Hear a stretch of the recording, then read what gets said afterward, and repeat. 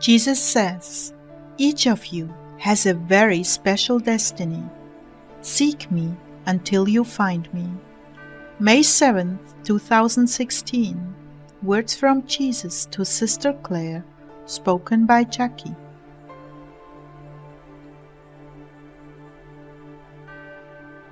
The sweet presence of Jesus be your consolation and hope, dear Heartdwellers. I asked the Lord, what's on your heart today, Lord? Jesus answered, Brevity, the brevity of life, and how I wish for you all to make the very best of it. That does not mean conforming to the will and norms of the world. No, it means seeking me until you find me, and conforming to my will. You see, the world has its own agenda, and it shouldn't take much thought on your part to discern who's behind that. It is rigged, so that you will be streamlined right into the place that is convenient for the world and its norms, not for your individuality and who I've created you to be, who you truly are, and what gifts you've been given, those that are lying dormant that you're not aware of.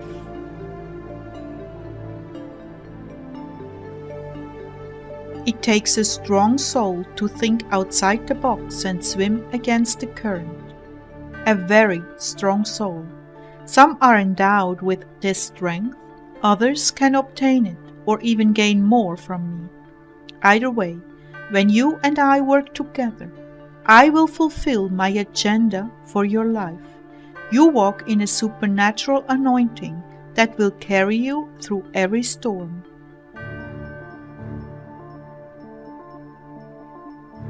Most have had their dreams stolen at a very young age. They are taught that money is the norm, security and respectability is essential, and those become your life goals without even thinking about it.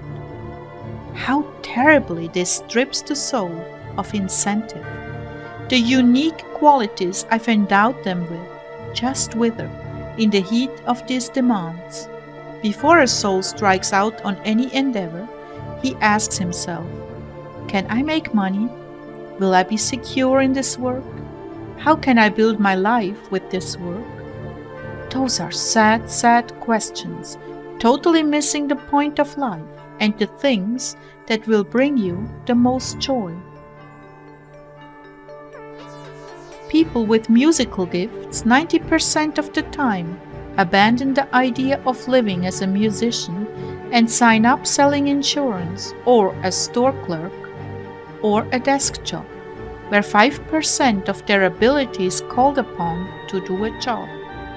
Some dedicate their lives to advanced training in universities so they can make more money in the hopes that that will buy them free time they so long for to devote to their music.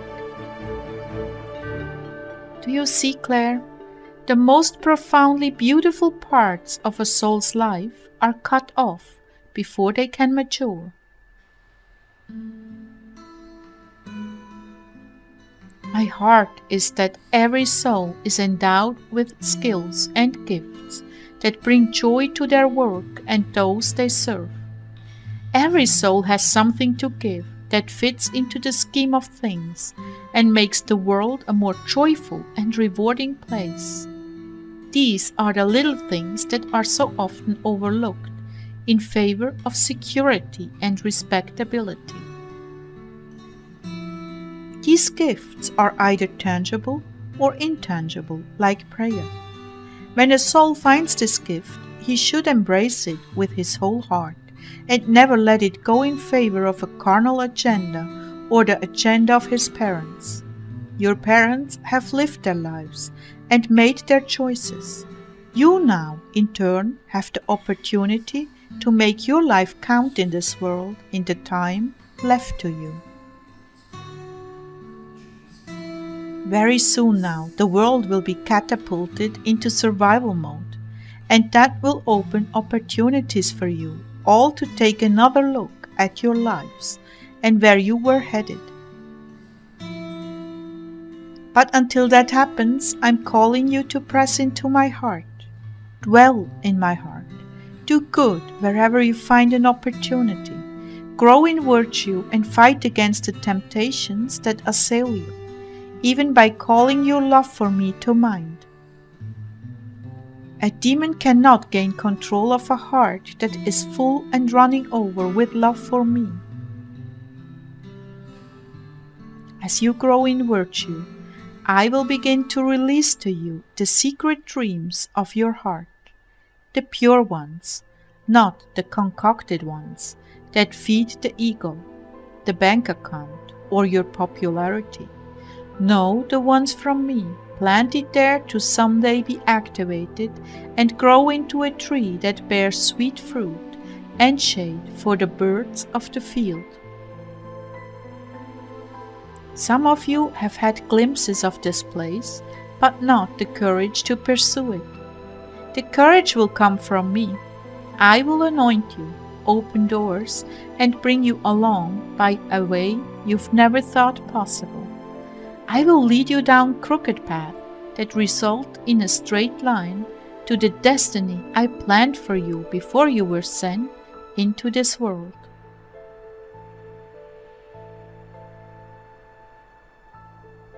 My ways will make no sense to you.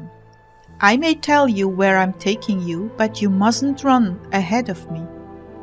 I have to take you through many layers of lessons before you can function safely and eventually shine in your calling. Each thing you do, each job you have, will prepare you for the next. I will give you joy at each step along the way. You will know you are in the right place because you will feel a certain peace, saying, "Yes, this feels right. I don't know what you're doing, Lord, but this does feel right. It feels like you."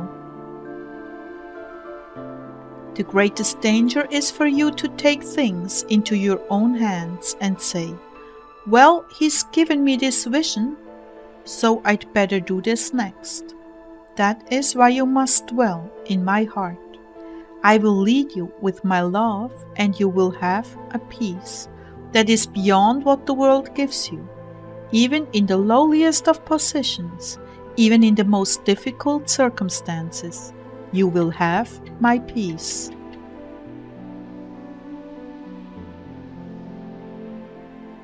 And at that point I was thinking of the mistakes I've made in running ahead of the Lord when I had a vision, or He gave me a word about something. The Lord wanted me to share it, and I said, "Oh Lord, this is awkward."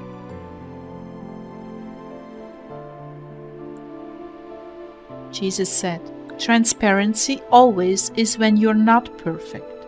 Please share with them." Clare continued, "Well, I knew that someday I would be leading a community of sorts. I knew the Lord was going to use me in a teaching and healing the inner man capacity. And I had an extreme love for the wilderness. I imagined this community would be in the wilderness of the Sangre de Cristo Mountains, and the Lord even pointed out the land. So we obtained this land and built several buildings on it. People came sporadically, but Ezekiel and I did not yet have the maturity to lead a group, and we had internal family issues that really needed to be resolved first. Nevertheless, I held on to this dream, along with the dream that we would be traveling in a recreational vehicle and meeting people all over the country, and the Lord would draw them to a community. I was so frustrated when the Lord made it clear we were not to have a recreational vehicle and things on the mountain were not solid enough to include others. I remember we went shopping for a recreational vehicle and found one that was perfect. We were going to buy it, but that night the Lord began to show us that was not His will. I remember saying, "But Lord, how are we going to travel? You know I can't stand motels." He was silent. So we started attending a local church, getting to know people, and we found they were totally uninterested in our spirituality. Just blah. Just totally uninterested. We had one meeting here and it was a flop. Again, this was done in my own will and in my flesh. It was never meant to happen in this town.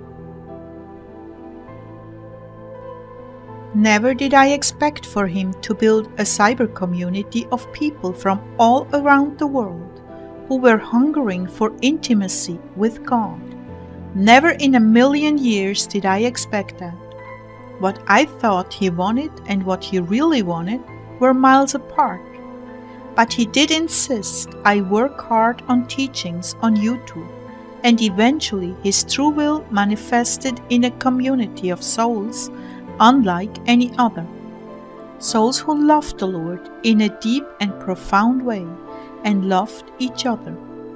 I say like no other community because I've not found one YouTube channel with people as sweet and good and dedicated to the Lord and mature and loving as you guys. But the bottom line is, I tried to make it happen on the mountain. I tried to make it happen traveling. And that was my idea of how to make it happen. So my advice to you all is, let him do it his way. And don't for one moment try to assert yourself and your way. At this point, the Lord cut in and said, and that's the crux of the issue. Let me do it my way. I will lead you step by step, if you live in the present time, according to my precious will. I know where I'm leading you. In many cases, I've put a spark of love in your life for the very thing you will one day be doing. I will confirm it to you, but then you must let go. Just as Abraham knew his descendants would be as numerous as the stars in the heavens and the grains of sand, he didn't do it with Hagar, the slave woman. Rather, he did it miraculously with Sarah.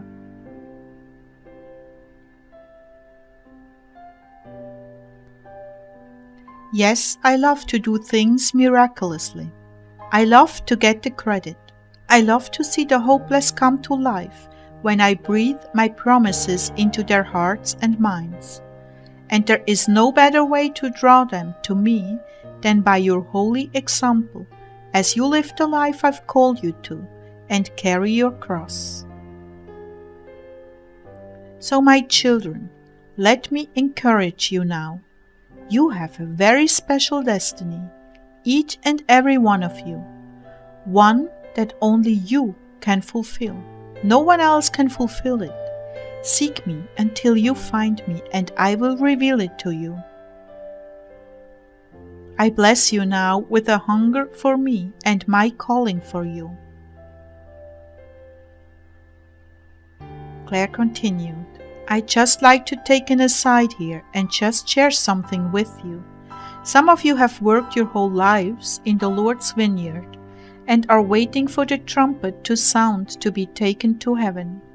Others of you are young and know you're called to live a life here on earth and not go in the rapture. Still others are hearing this message for the first time. The Lord wants you to understand that life is full of surprises, and the unfolding of your life is certainly one of them.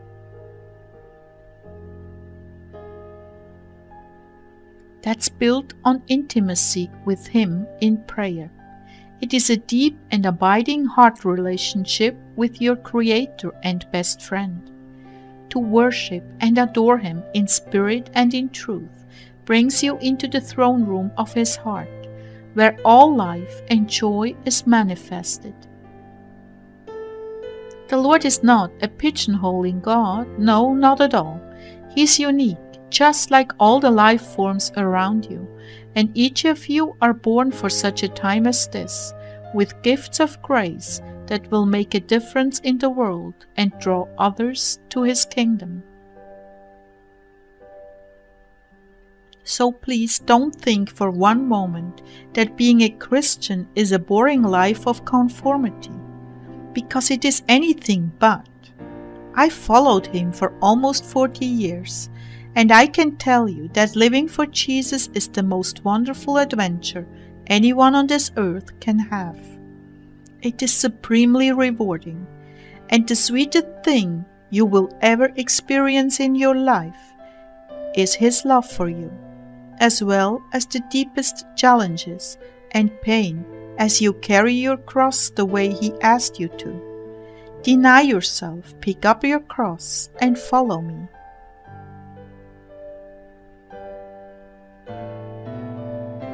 He will empower you every step along the way. He will protect, strengthen, and complete the good work He has begun in you. Don't be afraid to lay your life down at His feet and say, Lord, whatever your will is for my life, I give you my life to live. And remember what He said. He who would save his life will lose it, but he who will lose his life for my sake will find it. Matthew 16:25.